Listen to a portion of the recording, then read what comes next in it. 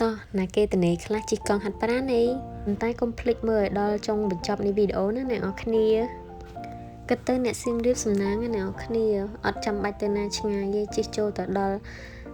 ផ្លូវចូលអង្គរហ្នឹងគឺស្រស់ស្រាយហ្មងដូចអ្នកនរគ្នាបានឃើញអញ្ចឹងគឺទេសភាពស្អាតខ្លាំងមែនតើនៅសៀមរាបទោះជារដូវណាក៏ត្រជាក់ដែរអ្នកនរគ្នាដោយសារដើមឈើធំច្រើនណាឥឡូវមកមើលបងគាត់ឆ្វែលឲ្យមើលមួយឥឡូវយើងមកដល់ខ្លោងទ្វារអង្គរធំហើយអ្នកនរគ្នាកន្លែងហ្នឹងគឺទេសភាពស្អាតខ្លាំងមែនតើដោយសារមានទឹកសងខាងណា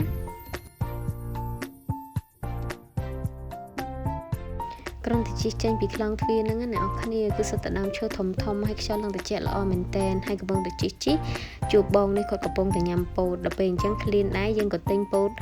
ស្វាយនឹងញ៉ាំទៅអ្នកនរគ្នាកុំភ្លេចភ្លក់ផងណាហើយយើងជិះបន្តមកទៀតយើងក៏មកដល់លហាត់ទឹកហ្នឹងគឺធំហើយស្អាតខ្លាំងមែនតើហើយអ្នកនរគ្នាដែលបានលេងអារម្មណ៍នេះហើយអ្នកនរគ្នាអានេះខ្ញុំយកមកលេងដែរប៉ុន្តែដោយសារអត់មានខ្យល់ទៅវាអត់ហោះទេវាក៏ធ្លាក់មកវិញទៅ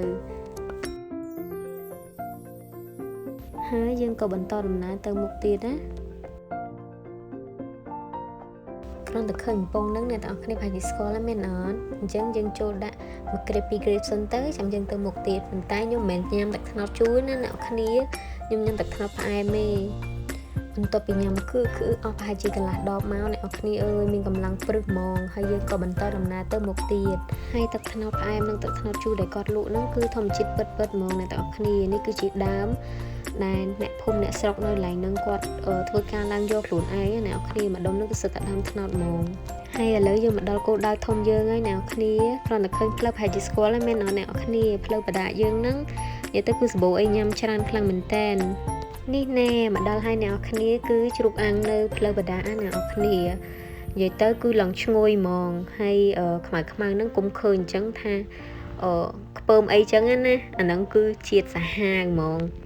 បន្ទាប់ពីយើងបានកំងគាត់ហើយឥឡូវគឺគាត់លើកបន្លែហើយនឹងទឹកជ្រលក់ឲ្យយើងមកមុនណាអ្នកគ្នាហើយទឹកជ្រលក់ហ្នឹងគឺទឹកប្រហុកក្រងហើយយើងលាយជាមួយនឹងសណ្តែកដីជាមួយនឹងក្រូចឆ្មាម្ទេសអីចឹងណាហើយយើងច្បល់ចូលគ្នាសពមកបន្ទាប់មកទៀតសាច់ជ្រូកយើងក៏បានមកដល់អ្នកគ្នានិយាយទៅសាច់ជ្រូកហ្នឹងគឺយើងកំងគាត់មកគាត់ដាក់លាយើងស្រេចហ្មងហើយអានេះខ្មៅដែលយើងឃើញមិញអ្នកគ្នាអាហ្នឹងគឺ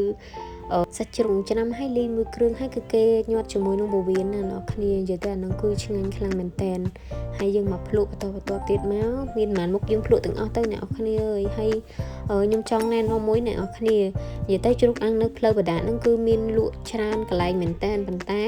កន្លែងបងស្រីហ្នឹងខ្ញុំចូលញ៉ាំហើយគឺទឹកជ្រលក់គាត់ឆ្ងាញ់ខ្លាំងមែនតើទឹកជ្រលក់គាត់គឺល្មមហើយអត់ធំប្រហុកខ្លាំងពេកណានិយាយទៅគឺឆ្ងាញ់ហ្មងហើយសម្រាប់សាច់នៅកន្លែងគាត់ណាអ្នកគ្នាមួយចានហ្នឹងគឺច្រើនខ្លាំងមែនតើមួយចានហ្នឹងគឺទម្ងន់4ខាំហើយគាត់លាយើងក្រុមមុខណាអ្នកគ្នាហើយតម្លៃក៏សមរម្យដែរតម្លៃគឺត្រឹមតែ20000រៀលទេហើយបើសិនជាអ្នកទាំងអស់គ្នាចង់ទៅសាកចង់ទៅញ៉ាំកន្លែងគាត់អាចមើលផ្លាកដែលខ្ញុំថតឲ្យអ្នកគ្នាអរគុណ